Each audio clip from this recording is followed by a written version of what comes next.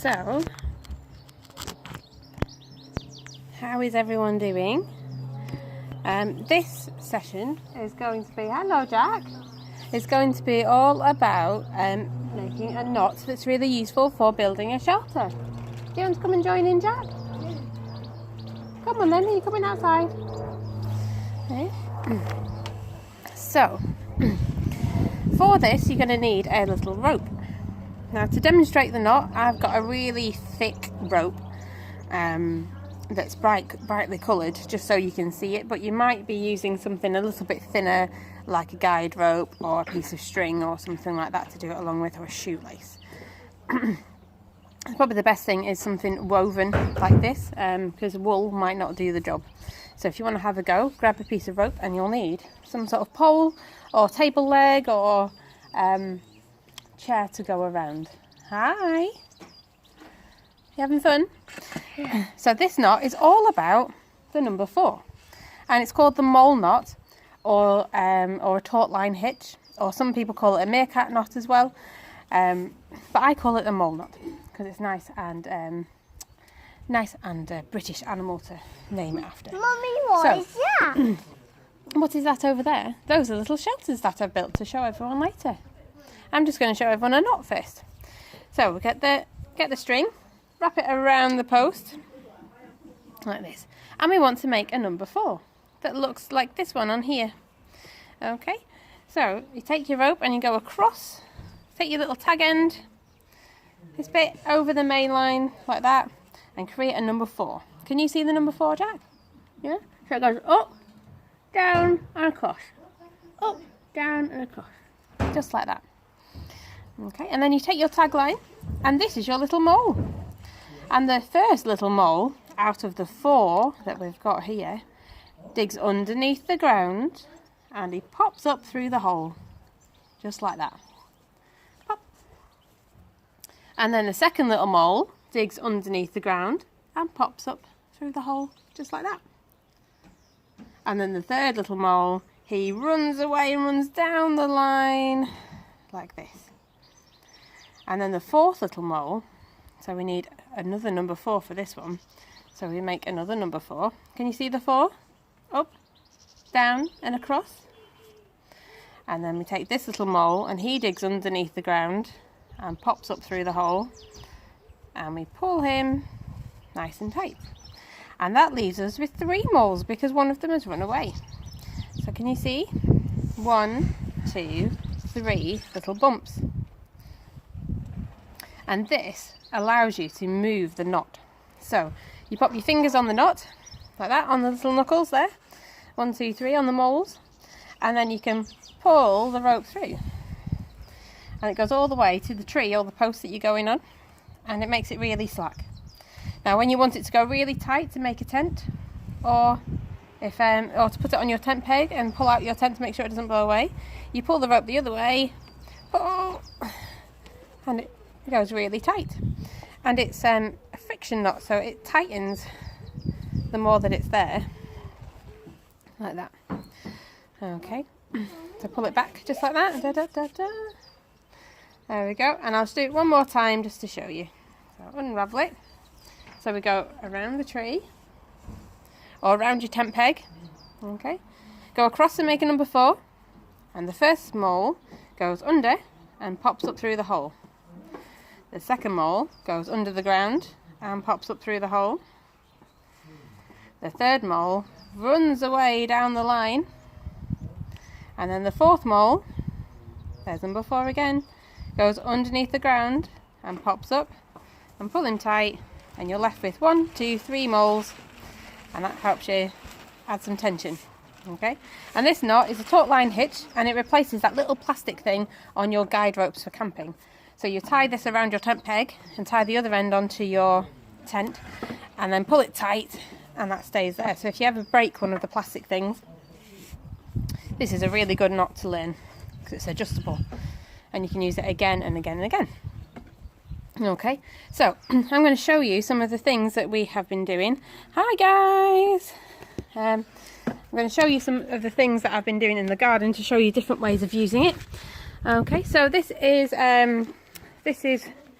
one of the tents that I've made. So that's just a little tarp that I've got, but you could use a sheet if you've got one. And I've put a little taut line hitch just on here, so you can see it's a bit saggy at the moment. But if you bear with me 1 second, I'll pop you on the ground. There we go. Squeeze the little knots, pull it tight, pop, pop, pop, pop, pop, and then your pitch line is nice and taut. And other useful things for tent making, especially in your garden, you might not have fancy bits and pieces, but you'll probably definitely have some pegs at home. Really useful for making shelters. And if you have got some lovely sticks, there is you can use a little A-frame. Okay, just over here. So you can see Fox is sat in my little tent here. So what I've done is, if I take these sticks off, okay, so I've made a little cross with 2 sticks and stuck them in the ground, and then I've leant a bigger stick up against it like that, and then we set more sticks and we lean them up against, struggling to do it, there you go, that's it Jack, pop it up against there, brilliant, thank you, that was really helpful. And we lean it up against there and we carry on doing that, and it makes a little shelter. And the more sticks and the more leaves you put on, the more shelter it will be for little Fox. Ta-da! And these are just sticks that we've collected while we've been out and about. Oh, sorry if I put my finger in front of the camera there. I'm trying to manage 2 cameras today. Okay, and then this was another shelter that we're in the middle of making for squirrel. Okay, and this one, we're just going to stick that in the ground like that. Okay, and this is more of a sunshade. Can you help pop that over the top of that stick, Jack? Yeah. Yeah, pop it over the top. That one, oopsie. And that one, oh no. And All sorts of falling over activity going on. And then this one gets pushed in the ground here. Might have to get my hammer back out again to pop that one in the ground, pop that over the top. And then Squirrel's happy in his little sunshade with his table and his chairs for his friends ready. And that means he can stand up and walk around, and he's ready for the day. And at the end of the day, he can take out 2 poles like this, lower his tent down, and then make it into more of a triangle, like that, and he can go to sleep in it. And the other shelters that you can have a little go at is, oh, I've lost my connection, oh no. You have a little go at is a teepee that looks like this. Okay, so you don't need very much. Sorry if you missed out on that, I've lost a bit of connection there. But I was just showing you a teepee over here. That's just garden canes and a bit of twine, and you can add your own decoration to that to make sides and things on it. So that's really cool. So there we go. So things that you might be useful to you while making a den at home are string, or wool, or some more rope. Pegs are always useful, because sometimes you're not really sure how to peg something onto the fence or something like that, or peg it onto a gate. Pegs are really useful if you're not very good at tying knots. Really good fine motor skills for little ones as well. Bamboo canes or sticks, really useful. Most gardens have a few sticks in there, or even broomsticks, mops, sheets. Good tip for the parents: if you want to do den making, you could use bed sheets, but do it on bed washing day. So use your bed sheets and then stick them straight in the washer afterwards, and it all helps. I've also got some planks out here. So we were making dens out of bits of offcuts of decking that I have left, and a bit of offcuts of pallets. So you can make all sorts of different shapes and structures. If you've got some bits and pieces knocking around, or some cardboard, that would be also really cool.